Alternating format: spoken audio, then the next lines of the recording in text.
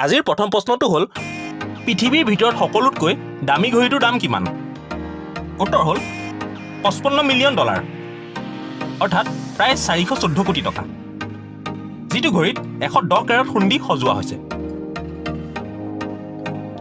পিছৰ প্ৰশ্ন, কি প্ৰাণীয়ে নুশুৱে? উত্তৰ হ'ল বুলফ্ৰগ, অৰ্থাৎ পানী বেং। বাৰিষা কালত পুখুৰীত থাকি ডাঙৰ শব্দ কৰি মাতি থাকে এই পানী বেঙে। নেক্সট প্ৰশ্ন, পৰুৱাৰ গাত তেজ নাথাকে যদিও কেনেকৈ বাচি থাকে? উত্তৰটো হ'ল পৰুৱাৰ গাত তেজ নাথাকে যদিও হিমোলেম্ফ নামৰ এবিধ পদাৰ্থ থাকে, যিটোৱে পৰুৱাৰ গোটেই শৰীৰত থাকে আৰু পৰুৱাক শক্তি প্ৰদান কৰে। এই হিমোলেম্ফৰ ৰং তেজৰ নিচিনা নহয়, কিন্তু সেইকাৰণে আমি পৰুৱা এটা হাতে মোহাৰি দিলেও আমাৰ হাতত ৰঙা নহয়। পিছৰ প্ৰশ্ন, সৌৰজগতৰ আটাইতকৈ ওখ পৰ্বত কোনটো গ্ৰহত আছে? উত্তৰটো হ'ল মংগল গ্ৰহত আছে, যাৰ উচ্চতা আমাৰ পৃথিৱীত থকা মাউণ্ট এভাৰেষ্টতকৈও বেছি। নেক্সট প্ৰশ্ন, বিশ্বত পোনপ্ৰথমে কাগজৰ মুদ্ৰা কোন দেশে বনাইছিল? উত্তৰটো হ'ল চীন।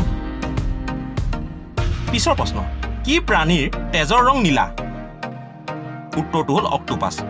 অক্টোপাছৰ তেজৰ ৰং নীলা।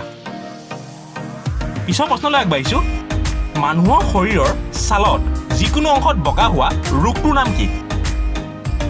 উত্তৰটো হ'ল ভিটিলিগো বা লিকোডাৰ্মা। এই ৰোগ হ'লে মানুহৰ শৰীৰৰ যিকোনো অংশত বগা বগা হয়, মুখমণ্ডলেই হওক বা হাত ভৰি যিকোনো অংশত বগা হয়, আৰু এই ৰোগ হ'লে সহজে ভালো নহয়।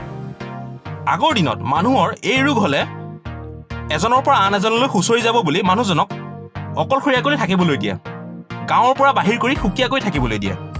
কিন্তু চিকিৎসা বিজ্ঞানৰ অগ্ৰগতিৰ লগে লগে গম পোৱা গ'ল যে এই লিকোডাৰ্মাৰ ৰোগটো এজনৰ পৰা আন এজনলৈ নিবিয়পে, ই খুচৰা ৰোগ নহয়। এই ৰোগ বংশগতভাৱে হ'ব পাৰে, আনহাতে এই ৰোগ হোৱাৰ বিভিন্ন কাৰণ আছে, কিন্তু প্ৰকৃত কাৰণটো আজিলৈকে চিকিৎসা বিজ্ঞানীসকলে ধৰা পেলাব পৰা নাই।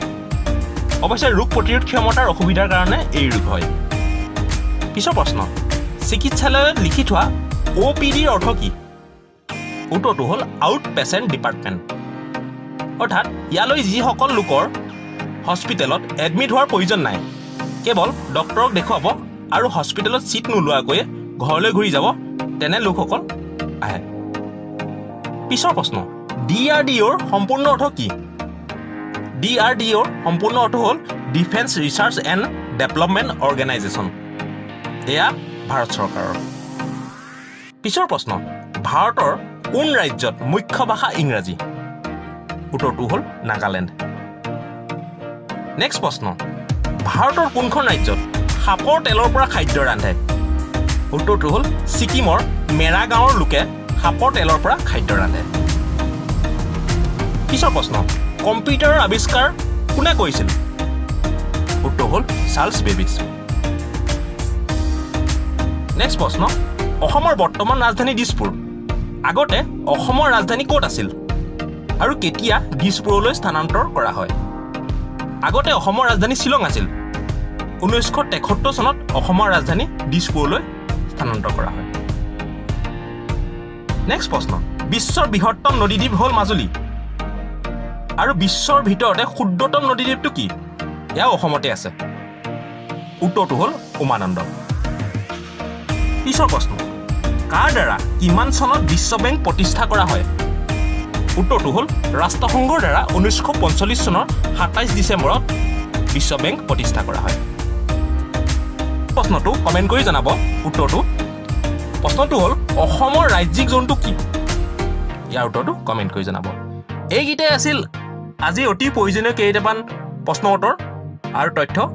ভিডিঅ'টো ভাল লাগিছে যদি অনুগ্ৰহ কৰি লাইক কৰিব, ভিডিঅ'টো শ্বেয়াৰ কৰি চেনেলটো ছাবস্ক্ৰাইব কৰি দিব। ধন্যবাদ।